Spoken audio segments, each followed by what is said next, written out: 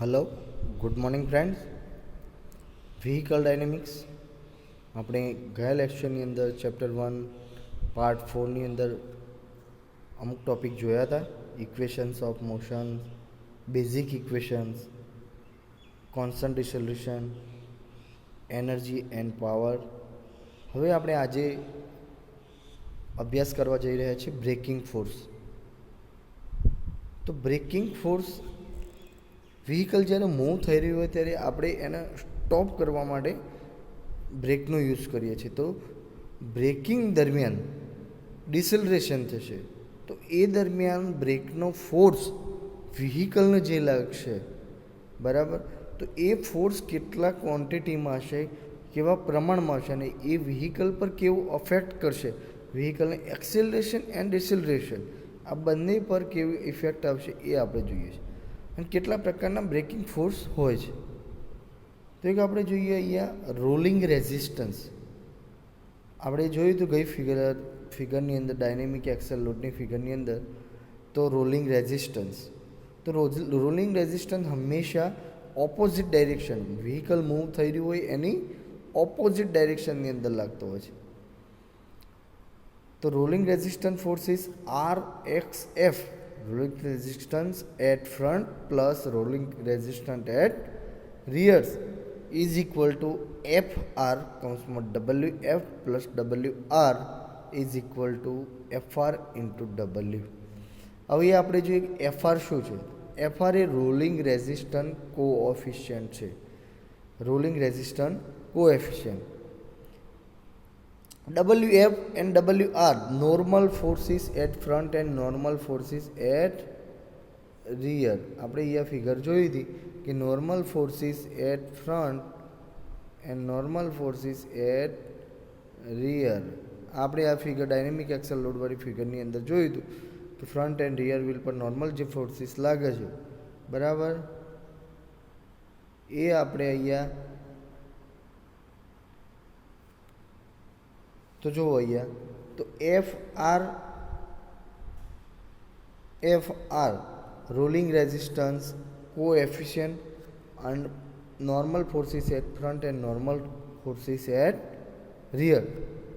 તો એ બંનેનો ટોટલ કરીએ તો W થાય. તો FR into W main equation total આટલું થશે. હવે હંમેશા આપણને કીધું છે કે rolling resistance forces are normally equivalent to about 0.01 G deceleration. બરાબર, આટલું 0.01 G જેટલું નોર્મલી એના પ્રમાણમાં હોય છે, બરાબર. એના પછી છે એરોડાયનેમિક ડ્રેગ. તો બીજા નંબરનો બ્રેકિંગ ફોર્સ છે એરોડાયનેમિક ડ્રેગ. તો ડ્રેગ ફ્રોમ એર રેઝિસ્ટન્સ. આપણને ખ્યાલ છે કે વ્હીકલ મૂવ થઈ રહ્યું હોય તો સામેની દિશામાંથી પવન અથડાતું હોય વ્હીકલ, એના આપણે એરોડાયનેમિક ફોર્સ કહીએ છીએ. એ પવનનું પ્રેશર વ્હીકલ પર કેટલા પ્રમાણમાં લાગે છે, તો એ શું કહે છે, depend on dynamic pressure and is thus proportional to the square of speed. સ્પીડના સ્ક્વેરના પ્રમાણમાં હોય છે. લો સ્પીડમાં આપણે હંમેશા નેગ્લિજિબલ હોય છે, કારણ કે ઓછી સ્પીડે પવન ઓછો હોય, પરંતુ જો સ્પીડ વધારે હોય તો એની અસર વધારે કરતી હોય છે. એના પછી છે ડ્રાઈવ લાઇન ડ્રેગ. તો ડ્રાઈવ લાઇન એટલે આપણને ખ્યાલ છે કે વ્હીકલની અંદર એક લાઇન છે ટ્રાન્સમિશન લાઇન. આપણને ખબર છે કે એન્જિનથી શરૂ કરી એન્જિન, ટ્રાન્સમિશન, ફાઇનલ ડ્રાઈવ, આ બધું જે સમાવેશ થાય એને ડ્રાઈવ લાઇન ડ્રેગ કહેવામાં આવે. કે એન્જિનમાં પાવર તો પ્રોડ્યુસ થાય છે, પણ એ પાવર વ્હીકલના વ્હીલ સુધી પહોંચાડવાની આખી લાઇન એને ડ્રાઈવ લાઇન ડ્રેગ કહેવામાં આવે છે.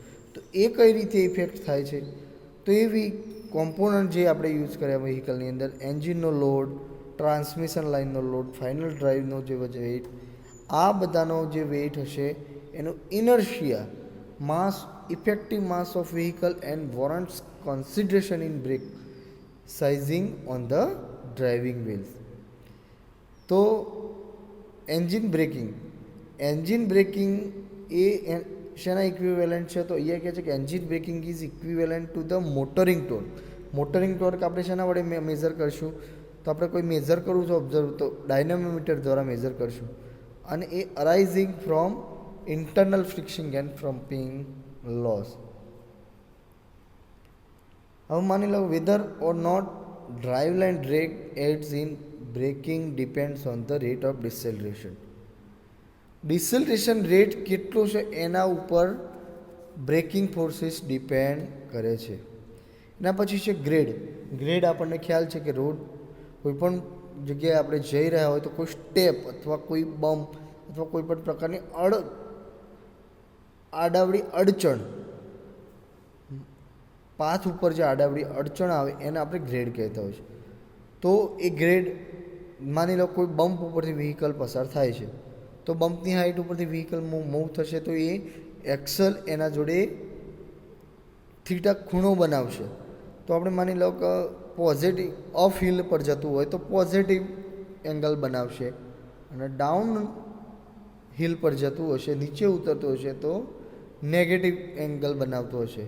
બરાબર. તો આપણે એનું ઇક્વેશન બનાવી શકીએ. ગ્રેડને બીજા ભાષામાં કહી શકાય rise over run, vertical over horizontal distance.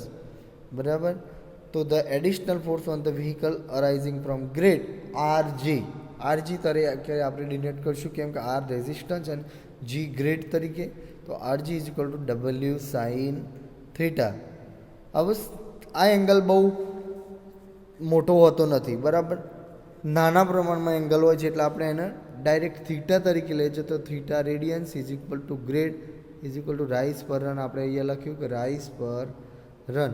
તો W સાઇન થીટાની જગ્યાએ આપણે શું લખીશું? The W theta. RG is equal to W sine theta. અહીંયા એંગલ સ્મોલ છે એના માટે આપણે સાઇન થીટાની જગ્યાએ ઓનલી ફોર થીટા લખીશું. હવે આપણે જોઈએ બ્રેક પ્રપોર્શનિંગ. બ્રેક પ્રપોર્શનિંગ તો આપણે એનો મતલબ સમજીએ. પ્રપોર્શનિંગ એટલે શું? પ્રપોર્શન એટલે પ્રમાણસર કે એડજસ્ટ. કોઈ પણ વસ્તુની આપણે એડજસ્ટ કરવું, જ્યાં કોઈ જગ્યાએ બેલેન્સ કરવું, જ્યાં ખોટ પડે, જ્યાં એની કમી હોય તો ત્યાં બેલેન્સિંગ કરવું, એડજસ્ટ કરવું, એને પ્રપોર્શનિંગ કહેવામાં. તો બ્રેક પ્રપોર્શનિંગમાં શું હોય છે? તો આપણને ખ્યાલ છે કે કોઈ પણ જગ્યાએ આપણે માની લો કે વ્હીકલ લઈને જઈ રહ્યા છીએ અને બ્રેકિંગનો યુઝ કરીએ છીએ. તો વ્હીકલ લઈને જઈ રહ્યા છીએ, આપણે બ્રેક કરશું તો શું થશે? વ્હીકલની સ્પીડ ઘટશે, વ્હીકલ ડિસેલરેટ થશે. એક્સિલરેશન એન્ડ ડીએક્સિલરેશન આ બંને વસ્તુ એકબીજાની ઓપોઝિટ છે. તો ડિસેલરેશનની અંદર વ્હીકલની સ્પીડ લો થાય એ દરમિયાન શું થશે? એક્સલ ઉપર લોડ લાગશે. પરંતુ અમુક એવી કન્ડિશનની અંદર હશે કે જ્યારે આપણે ઇમરજન્સી બ્રેક એપ્લાય કરવાની હશે. એ બ્રેક એપ્લાય કરો ત્યારે એ બ્રેક કેટલા પ્રમાણમાં એક front axle and low axle આ બંને પર લાગતી હોય છે.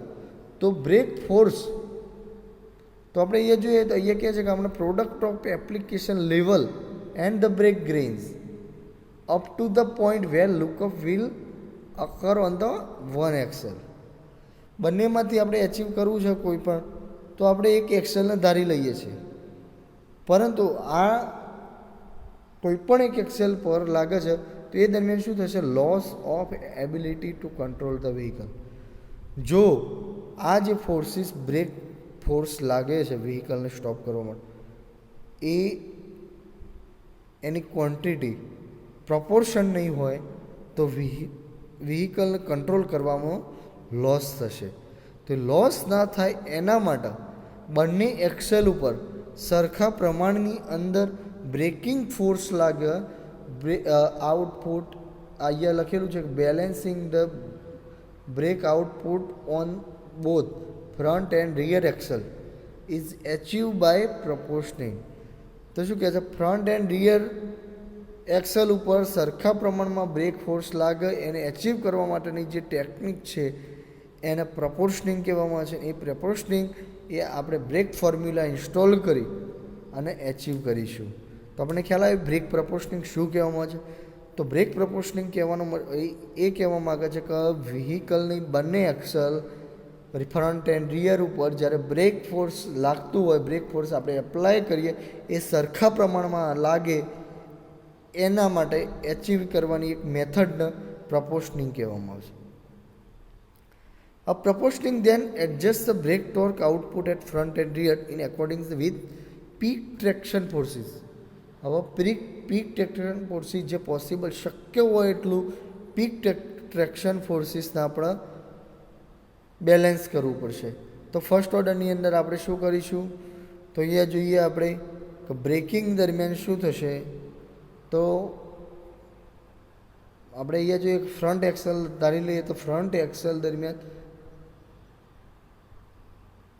અહીંયા આપણે જોઈએ આ થિયરીની અંદર તો ડીએસેલરેશનની અંદર આપણને ખબર છે કે ફ્રન્ટ એન્ડ રિયર વ્હીલ બંને પર નોર્મલ ફોર્સિસ લાગે છે WF એન્ડ WR. તો WF આપણે માની લો ફ્રન્ટ ઉપર જ જોવું છે.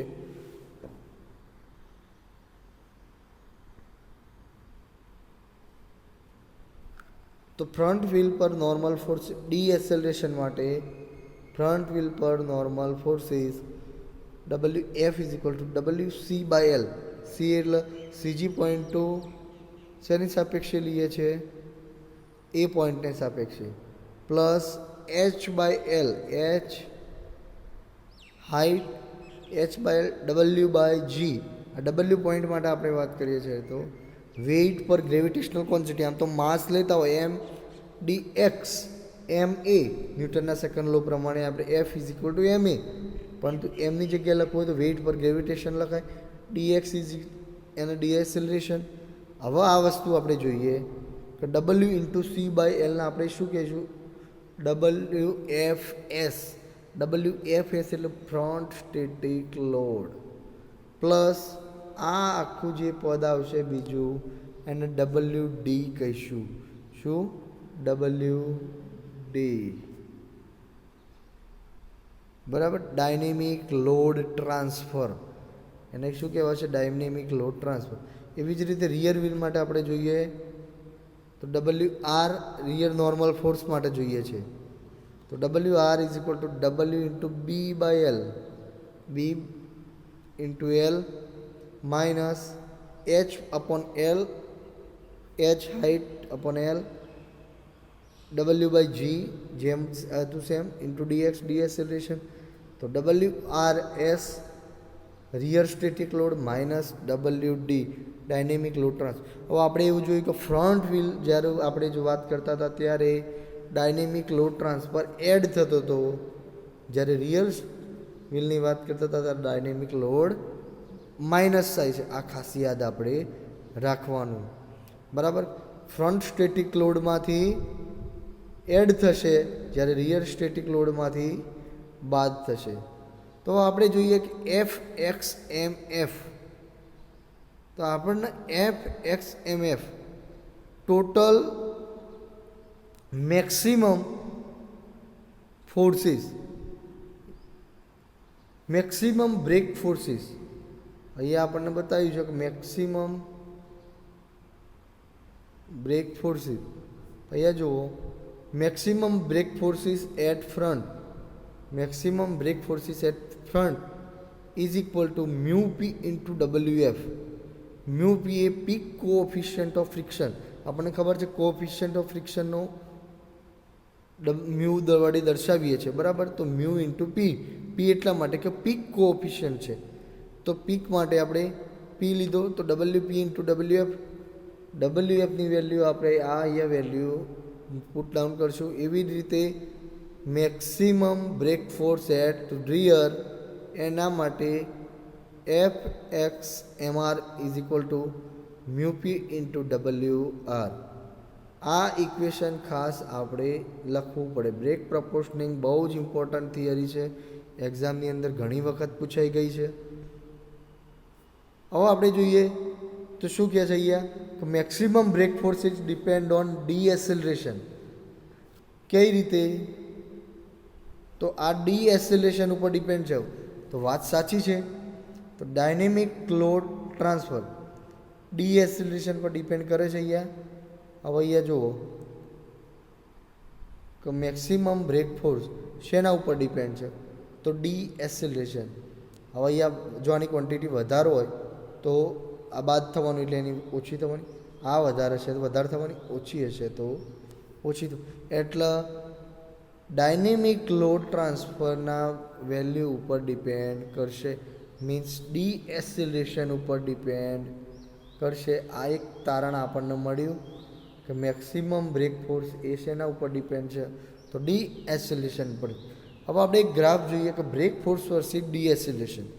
તો બ્રેક ફોર્સ જેમ ઘટતો જાય છે, આપણે રિયર ફોર્સની અંદર વાત કરીએ છીએ, એ આપણને બતાવી જો કે જેમ અહીંયા ઘટતો જાય છે એમ mu P coefficient of friction, તો ડીએસિલેશન જેમ ઘટતું જાય છે એમ બ્રેક ફોર્સ ઘટતો જાય છે. જ્યારે ફ્રન્ટની અંદર આપણે જોઈએ ડીએસિલેશન વધતું જાય છે, એવી જ રીતે બ્રેક ફોર્સ વધતો જાય છે. આગળના ટૉપિક આપણે નેક્સ્ટ લેક્ચરની અંદર જોઈશું.